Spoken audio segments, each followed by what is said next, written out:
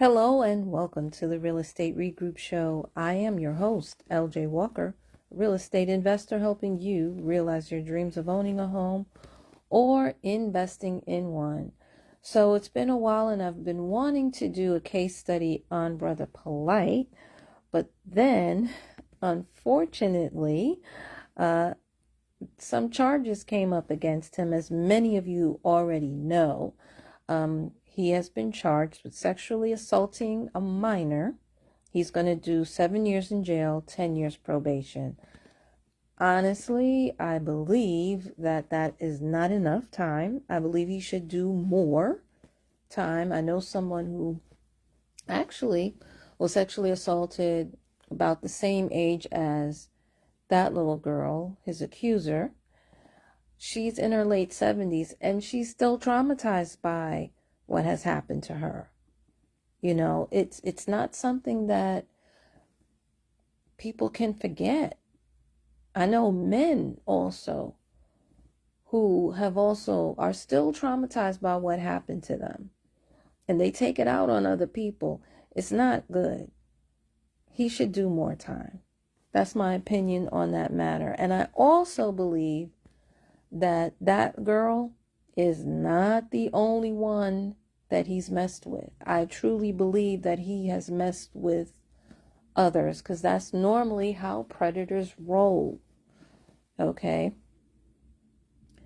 Well, I don't want to, dwell on that too much. That's just my 2 cents on that particular issue. With Brother Polight, we're not just dealing, of course, with a predator. We're also dealing with a con man. And that's what I really wanted to address. For those of you who may not have known, he was also accused by many people. And I mean, a lot of people accused him of not producing the product, the service that he promised. You see, he actually started to teach courses on tax lien credit repair and crypto. Now, when I first heard of Brother Polight, he was more of a pro-black person. That's what I knew him as. I didn't find out until much later that he was doing these other courses. And what I've said in the past is, sometimes that is actually a red flag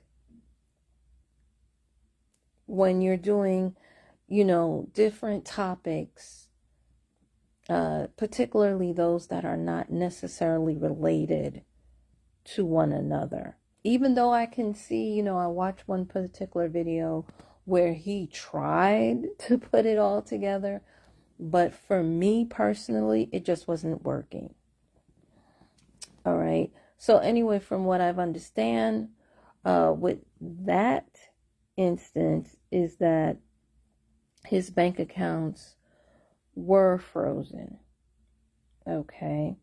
Now, in addition to all of that, I wanted to speak on something that the attorney that was representing the victims of his real estate scam, I wanted to bring to light, what she was saying.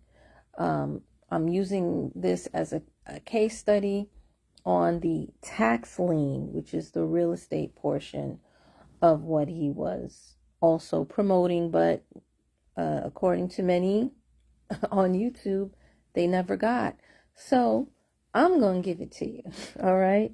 Now, one of the things that the attorney said was, she wasn't really crazy about a lot of these tax lien courses, because a lot of times they tell you, oh, the tax lien only costs this much, but they don't tell you about the other costs. They don't tell you that in order to invest in tax liens, you have to have money to lose. Well, guys, I agree to a certain extent, But to another extent, I think she's putting too much caution on it. All right, so let me break it down. Tax liens are not offered in every state. Some states have tax liens, some states have tax deeds. The process is also different. There's a different redemption period. Some states that offer liens have a 3-month redemption period, and they pay 17-18% interest per month. And then you have other states where it's a 3-year redemption period, and the interest rate may be 8%. Okay, so there are other books that are out there that you can buy. That was another thing that caught my attention, was that his courses were in the thousands of dollars. And it's like, why? When you can go to your local real estate investors association, pay a couple $100 to join, and if they do have someone that comes in, they may, charge you $20 just to sit on the tax lien course. Or better yet, you can actually go to Clubhouse every Tuesday at 7 o'clock Eastern, 6 o'clock Central, Tax Lien Tuesday at one of the clubs that I am a member of. I don't attend often, to be quite honest with you. If you want to meet offline, of course, and invest together, then the group is $300. One-time flat fee. That's it, right? So when I heard that he was charging that much, I was like, oh my God, oh my God, oh my God. And then here's another kicker. Even after you buy, let's say, a book, listen to maybe some YouTube videos, and I have actually spoken about tax liens previously, and then also, let's say take a course, you still have to put in some footwork, meaning, yes, you can call up a lot of the county clerk's office and speak to the people over the phone, but I find that meeting them in person, you'll get more information. For some reason, when they see you, they want to help you more. I don't know why that is, but that is what I found personally. And you'll get more details as far as what you need to do and how you need to go about registering. The other thing is this. Guess what? There are websites online now, because there are a lot of states since COVID who now the whole process, the bidding and everything is done on that website. And that website, it's free to register, and it's free to look at their videos to learn how to bid, right? So you can get a lot of information about how to invest in tax liens for free. You really don't even have to pay if you don't want to. You really don't. So here's my issue with the attorney. That is, I can tell that this attorney is not a real estate investor. She does know some things about real estate, don't get me wrong, but she's not aware of all the different strategies that are out there. Because tax liens, they go from, I've seen a $50 tax lien in Alabama. It was for a piece of land. And I've seen tax liens that the bidding starts at, way up into the millions. All right. But here's the thing. The key is the exit strategy. Just because you buy the lien, right, You don't need to keep the lien. You can actually sell the lien in some states to someone else. Okay? Or you can keep the lien, foreclose on the property, because that's what you have to do. That's one of the unexpected expenses that they don't teach you in many of these tax lien courses. And to foreclose can cost anywhere between $2,000 to $10,000, right? You can, once you foreclose and that property is yours, you can then just sell the property as is. There are flippers out there that will buy handyman specials. They have no problems with that. Okay? Or, if you're going to keep it, of course, you are going to have to fix it up. You are going to have to maintain it. So, yes, if you do it that way, it is going to cost you a whole lot more money. And then another thing that people are doing nowadays is they're doing something called equity sharing. So they've paid the taxes, they've got the tax lien, but instead of foreclosing on people, they reach out to the homeowner and ask the homeowner, do you still want to live in that property? Well, if you do, just know I have paid the taxes. So right now, I am actually the owner of the home. I can set up monthly payments for you to pay me back for the taxes that I paid for you. That's what a lot of people are doing, because they realize that, you know what, a lot of times, as I've shared before in previous podcasts, sometimes the county does not do a good job in letting you know that your taxes need to be paid. Sometimes people do run into situations, they run into trouble. Like, for example, they may have lost their job. They may have just gotten a divorce and the other spouse is not helping them make any payments. But if you know about grants and stuff that they can apply for and even help them apply for those grants, guess what? You can actually keep those people in the property. And again, that's not going to cost you a whole lot of money, because that person that's living there, they would have to pay you back. You would have them sign a contract, of course, to allow them to stay there and to pay you back the taxes that they owe. That is what you can do.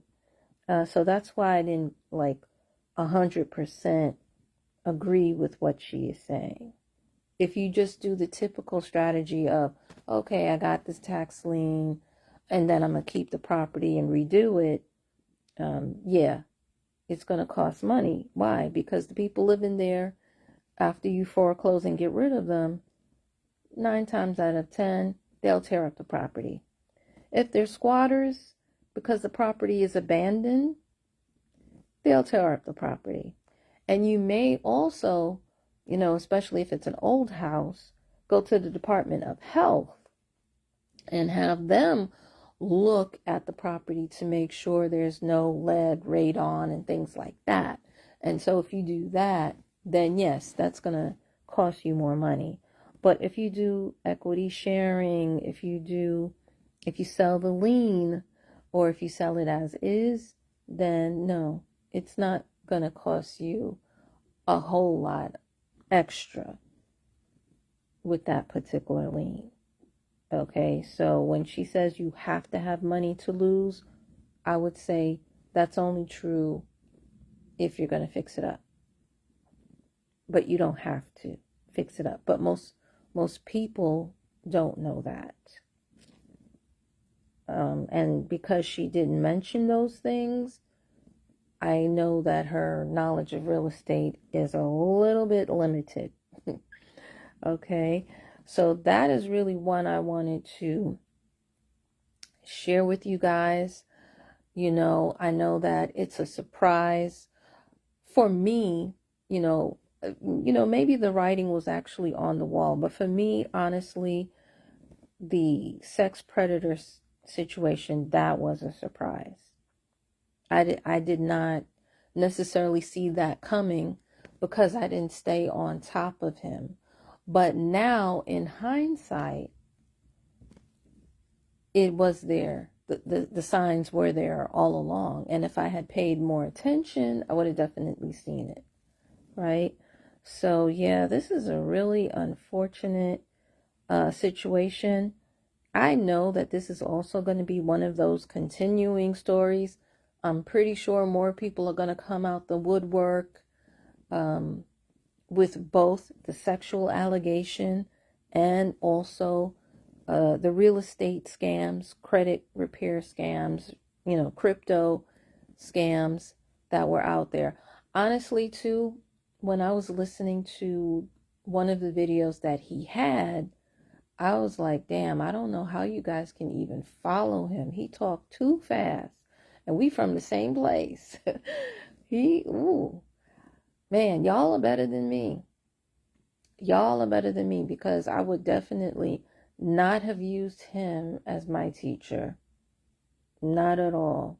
Not just because his course was terribly expensive, just his communication skills, they were off. Let me also, dial back and just say this to you guys as well. Sometimes people are impressed by others who use big words. But at Fordham University, where I got my degree in MIS, I was told that is actually another red flag. Because when you are explaining something, yes, each industry has its own language. But when somebody is teaching you something, they should be able to teach that lesson to a 5th grader. They should be using 5th and 4th grade level words when explaining how to move about a particular industry. And he was not doing that at all. So guys, that is really my advice for you for tonight. Hopefully the information that I have will help you make smarter financial moves. Feel free to pass this amongst your friends. Remember, each one reach one, teach one. Bye for now. Until next time, have a good night.